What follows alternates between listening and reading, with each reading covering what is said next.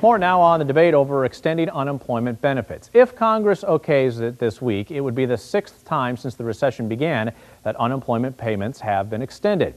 Over the past 2 years, looking at everyone without a job, the percent of people who've been jobless for 6 months or more has jumped from under 20% to almost half. Jeff Myron is a senior fellow at the Cato Institute. Christian Weller is a senior fellow at the Center for American Progress. Gentlemen, welcome to Nightly Business Report. Thank you very much for having me. Nice to be here. Let's begin with what the Department of Labor says about the purpose of these unemployment checks. The benefits, quote, are intended to provide temporary financial assistance to unemployed workers. So, Jeff, let's begin with you. Should there be a limit to unemployment benefits? I think there should be a limit. We need to have a balance between compassion, which is the temporary word in the Department of Labor's language suggests, and productivity, and giving people an incentive to go out and find jobs, in particular to be willing to lower their wage demands, to accept jobs that are not exactly what they had before, they're not necessarily as good as they had before, but to have to take some responsibility themselves for the fact that economic conditions are worse, and therefore take a broader set of jobs and have some limit to how long people can collect unemployment insurance. To some degree, that presumes there are jobs out there and there's job demand that's not being fulfilled. But Christian, how about you? How do you define temporary in that definition from the Department of Labor? Well, I think we need to have a new definition of temporary. We have to be mindful of the fact that this is the worst recession since the Great Depression. We have over 14 million people looking for jobs who cannot find them jobs. We have about 5 people looking for each opening. We have millions of people who have given up looking for a job. And as you already mentioned, those who are looking longer than at any point since World War II. So clearly temporary now means something else given the severity of the labor market's recession. And I think extending unemployment benefits is compassionate, but it also makes economic sense. Well, talk to us just about that idea. We saw earlier in Darren's piece from Bill Boatler, $290 a week. That doesn't go very far. So what do we know about the economic impact of these checks?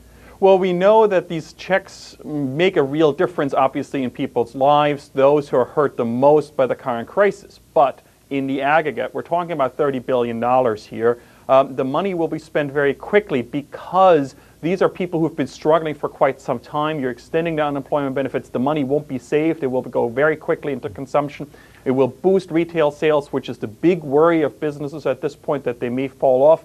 40% of businesses worry about sales not being high enough, so that's the biggest worry for them. So it will help the private sector and it will protect the private sector momentum that we've seen since the end of 2009 and strengthen the recovery and help us continue building jobs in the private sector. Jeff, how about that? In order to stimulate job growth, you need folks spending money, and at least this gets people to have some dollars in their pocket to spend.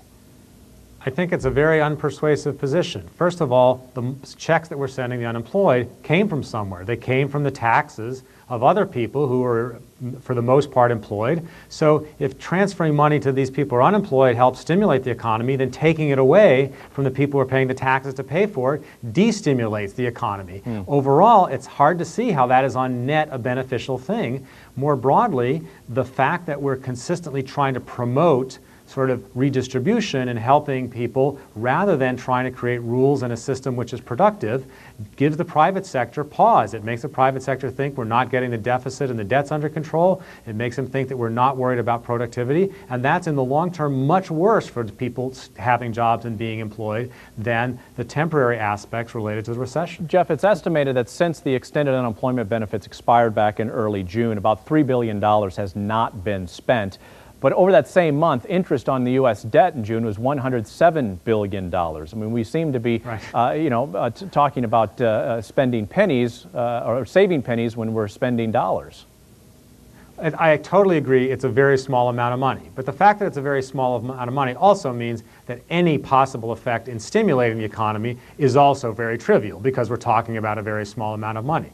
Okay, the broader thing is it creates the wrong incentive. There's clear evidence that people who are unemployed tend to leave unemployment just before their unemployment benefits run out. And it's not just a question, it's not the right way to think about it to say, are there jobs? The right way is, are there jobs at what wages? If people lower their wage demands, if they offer to take, say, their old job for 50% of what they were getting, there would be a lot more jobs out there. That's the adjustment that needs to happen in many cases, but unemployment insurance and especially very, very long-term unemployment insurance, impedes that kind of adjustment. Guys, less than a minute left. Christian, I want to address that job demand issue. But that's just simply robbing Peter to pay Paul. If we lower wages to create more jobs, ultimately the overall consumption won't change and sales won't change. The important point here is that unemployment benefits are incredibly targeted. They're a good benefit for the economy. Every dollar spent on unemployment increases economic activity by $1.6.